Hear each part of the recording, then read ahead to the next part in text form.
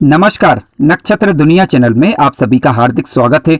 मित्रों, आज के वीडियो में हम राहु से संबंधित 10 ज्योतिषी सूत्रों पर विचार करेंगे। उदाहरणों के माध्यम से राहु ग्रह को समझने का प्रयास करेंगे। राहु ग्रह आपको किस प्रकार दबंग बना सकता है, राजनीतिक गुणों से संपन्न कर सकता है और दुनियादारी से निपटने का गुण राहु किस प्रकार से देते हैं, इन सभी बातों का विचार आज के वीडियो में हम करेंगे। यदि आप चैनल पर नए हैं तो चैनल को सब्सक्राइब अवश्य करें। वीडियो ज्ञानवर्धक लगे तो लाइक जरूर करें। आइए शुरू करते हैं। मित्रों, राहु से संबंधित सूत्रों पर विचार करने से पहले हमें राहु ग्रह को समझना होगा ताकि फलों को समझने में आसानी हो। देखिए, राहु को शनिवत माना जाता है, यानी शनि के समान फल देने वाला माना गया है।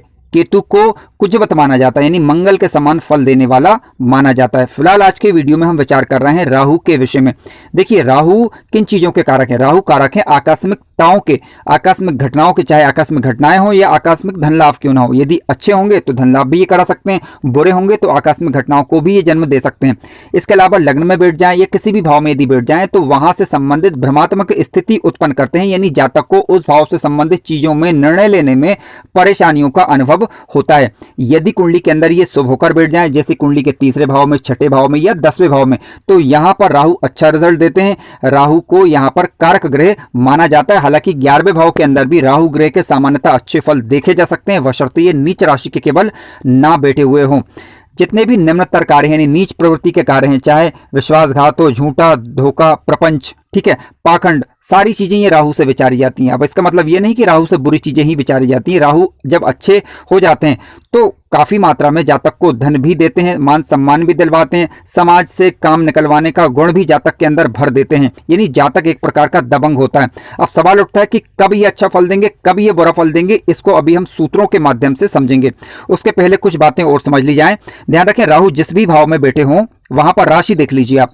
राशि यदि वहां पर 6 है, यानी कन्या राशि के राहु यदि बैठे हैं किसी भी भाव के अंदर, तो कन्या राशि को राहु ग्रह अपनी खुद की राशि मानते हैं और यहां पर ये अच्छा रिजल्ट देंगे आपको। इसके अलावा किसी भी भाव में यदि राहु ग्रह बैठे हुए हैं, वहां पर राशि का अंक यदि आपको 3 लिखा मिले, यानी मिथुन राशि मिले, तो मिथुन राशि में राहु ग्रह उच्च अवस्था के माने जाते हैं और अच्छा फल देते हैं। परंतु अनेक ज्योतिष ग्रंथों और ज्योतिषियों के मत के अनुसार कई बार इसे वृषभ राशि में भी उच्च का माना जाता है, यानी मोटे तौर पर हम वृषभ राशि और मिथुन राशि में राहु को उच्च का मान सकते हैं। यहां पर ये अच्छे रिजल्ट देंगे। इसके अलावा यदि किसी भी भाव में राहु ग्रह बैठे मिले, वहां पर राशि का अंक यदि आपको 9 लिखा मिले, समझ लीजिए यहां पर धनु राशि है और धनु राशि में राहु ग्रह नीच अवस्था के माने जाते हैं, यानी अच्छे फल ये नहीं देते हैं, आप चाहे किसी भी भाव के अंदर बैठे। इसके अलावा मोटे तौर पर आप देखें तो वृश्चिक राशि में भी राहु ग्रह को नीच का माना जाता है, यानी धनु और वृश्चिक राशि में राहु ग्रह अच्छा रिजल्ट नहीं देते, जबकि मिथुन राशि में और वृषभ राशि में ये उच्च के माने जाते हैं, अच्छा रिजल्ट देते हैं। अब मान लीजिए कि ये नीच के हो गए हैं, तो ध्यान रखें इनका डिग्री बल चेक करिए आप। 15 डिग्री तक ये ग्रह नीच अवस्था के माने जा सकते हैं। 15 डिग्री के बाद ये सामान्य प्रकार के फल देते हैं। इसके अलावा कुंडली के तीसरे भाव में, कुंडली के छठे भाव में ये भाव कारक, तीसरे, छठे और 10वें भाव में ये अति विशिष्ट कारक। इसके अलावा मतांतर के अनुसार कुंडली के 11वें भाव में भी अति विशिष्ट कारक माने जाते हैं, अच्छा रिजल्ट यहां पर देते हैं। ध्यान रखें, राहु ग्रह यदि आद्रा नक्षत्र, स्वाति नक्षत्र या शतभिषा नक्षत्र, इन नक्षत्रों के अंदर बैठे हुए हैं तो अच्छा रिजल्ट देंगे। लेकिन ध्यान रखें, लग्नों को भी हमें देखना होगा। विशेष रूप से यदि देखा जाए तो मिथुन लग्न, कन्या लग्न और तुला लग्न और वृषभ लग्न, इन लग्नों में राहु ग्रह के सामान्यतः अच्छे रिजल्ट दिखाई देते हैं। इसके अलावा मकर लग्न और कुंभ लग्न में भी सामान्यतः राहु के अच्छे रिजल्ट दिखाई दे सकते हैं, बशर्ते कुछ बातों का ध्यान रखना होगा जिन पर अभी हम आगे विचार करेंगे।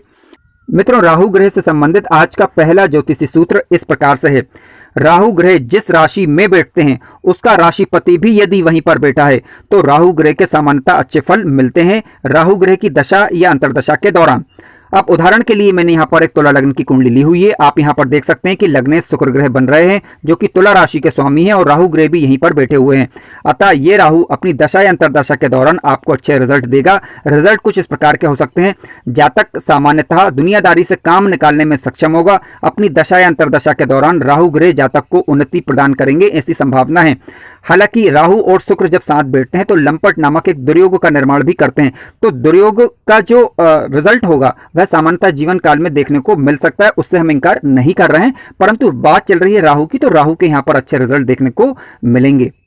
मित्रों, राहु ग्रह से संबंधित आज का दूसरा ज्योतिषी सूत्र इस प्रकार से है।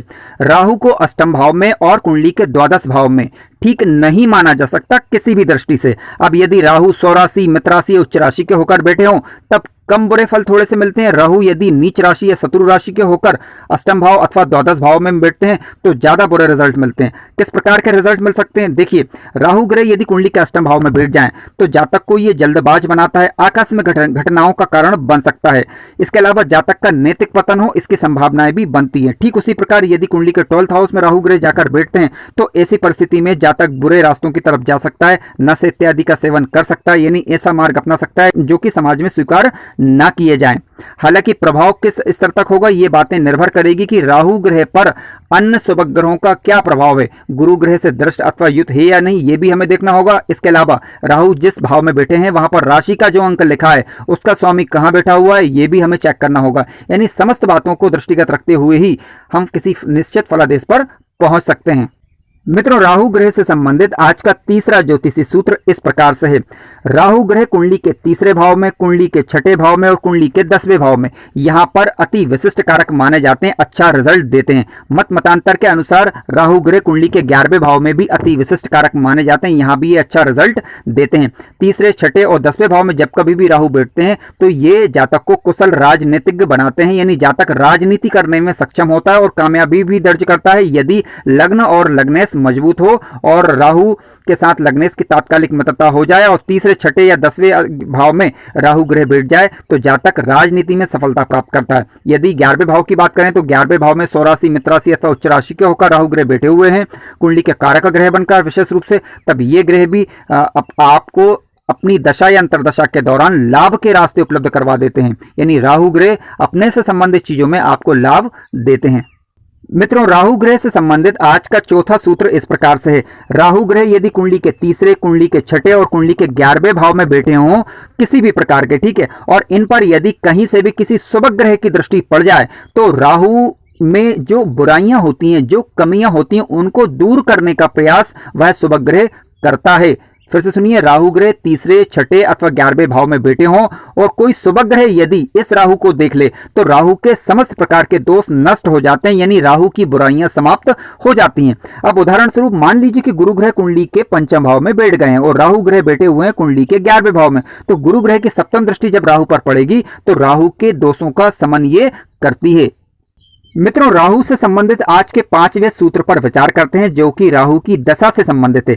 देखिए, राहु की दशा सदैव कष्टप्रद होती है, अनिश्चय की स्थिति उत्पन्न करती है, जो कार्य आप कर रहे हैं उसमें बाधा अथवा विघ्न का सूचक ये होती है। इसके अलावा कुंडली के जिस भी भाव में राहु ग्रह बैठे हुए हैं या जिन भावों पर उनकी दृष्टि जा रही है उनसे संबंधित ये व्यवधान उत्पन्न करते हैं। अब मान लीजिए कि किसी की कुंडली में राहु ग्रह कुंडली के पंचम भाव के अंदर बैठ रहे हैं अथवा पंचम भाव पर राहु ग्रह की दृष्टि है। अब राहु की दशा उसको प्रारंभ हो जाए, मान लीजिए कि जीवन के बचपन काल में ही राहु ग्रह की दशा प्रारंभ हो जाए तो ऐसी परिस्थिति में ये क्या होता है, जातक की शिक्षा में बाधा उत्पन्न कर सकती है, पढ़ाई में व्यवधान आ सकता है, ठीक है, जातक मार्ग से भटक सकता है। इसके अलावा जातक का स्वभाव थोड़ा सा क्रोधी किस्म का हो सकता है, चिड़चिड़ा किस्म का हो सकता है, ठीक है, मन की स्थिति अस्थिर बनी रह सकती, इस प्रकार की परिस्थितियां ये उत्पन्न करते हैं। यदि राहु ग्रह की दशा जब भी आती है, अंतरदशा जब भी आती है, यदि ये कुंडली के अंदर शुभ है तो थोड़ा अच्छा प्रभाव भी देंगे और थोड़ा सा ये बुरा प्रभाव भी देंगे। यानी क्योंकि कोई भी ग्रह हो अपना मूल स्वभाव कभी नहीं छोड़ता। राहु का मूल स्वभाव है भ्रमात्मक स्थिति उत्पन्न करना, अनिश्चय की स्थिति उत्पन्न करना, तो वह करेंगे। ऐसी परिस्थिति में आपको राहु से संबंधित कुछ उपाय करने होते हैं जिसके कारण राहु के बुरे प्रभावों में फिर कमी आ जाती है। मित्रों, आइए आज के छठे ज्योतिषी सूत्र पर विचार करते हैं। देखिए, कन्या लग्न की कुंडली हो अथवा मकर लग्न की कुंडली हो, राहु ग्रह कुंडली के दूसरे भाव में यदि बैठे हुए हैं तो ये राहु जातक को धनवान बनाते हैं अपनी दशा या अंतरदशा के दौरान। इसके अलावा जातक अपनी पैतृक संपत्ति को भी बढ़ाने वाला होता है। हालांकि ऐसा जातक जल्दबाज हो सकता है तो जल्दबाजी से बचना चाहिए, सोच समझकर बोलने का प्रयास करना चाहिए, क्योंकि ये राहु यहाँ पर जातक को मुंह फट भी बना सकते हैं, यानी कुछ का कुछ बोलने वाला भी बना सकते हैं। तो यहाँ पर थोड़ी सी सावधानी बरतने की आवश्यकता है। हालांकि जातक अपने जीवन काल में तरक्की करने वाला होगा। और 7वें ज्योतिषी सूत्र पर विचार करते हैं। राहु ग्रह वृषभ राशि अथवा मिथुन राशि के होकर बैठे हुए हों और शुक्र अथवा बुध केंद्र अथवा त्रिकोण में स्वराशि, उच्च राशि या मित्र राशि के होकर बैठे हुए हों तो ये राहु अपनी दशा या अंतरदशा के दौरान जातक को सामान्यतः अच्छे रिजल्ट देते हैं। उदाहरण के लिए मैंने राहु ग्रह को कुंडली के तीसरे भाव में लिख दिया है। अब आप देख लीजिए कि राहु ग्रह वृषभ राशि या फिर मिथुन राशि के होकर बैठे हुए हैं तो जो राशि लिखी है उसका स्वामी मित्र क्षेत्री स्वराशि अथवा उच्च राशि का होकर केंद्र के घर यानी पहले, चौथे, सातवें या फिर दसम भाव में अथवा त्रिकोण भाव में पहले, पांचवें या नवम भाव में बैठा हुआ है तो ये राहु अपनी दशा या अंतर्दशा के दौरान आपको सामान्यतः अच्छे रिजल्ट देगा। मित्रों, राहु ग्रह से संबंधित आज का 8वां ज्योतिषी सूत्र इस प्रकार से है। राहु ग्रह वृश्चिक राशि अथवा धनु राशि के होकर किसी भाव के अंदर यदि बैठ जाए और साथ साथ जिस राशि के राहु होकर बैठे हुए हों उसका राशिपति भी नीच राशि का हो जाए या पीड़ित हो जाए, 6वें, 8वें अथवा 12वें भाव में पीड़ित होकर नीच राशि का होकर बैठ जाए, तो ऐसी परिस्थिति में इस राहु के नेगेटिव रिजल्ट देखे जा सकते हैं अपनी दशा या अंतर्दशा के दौरान।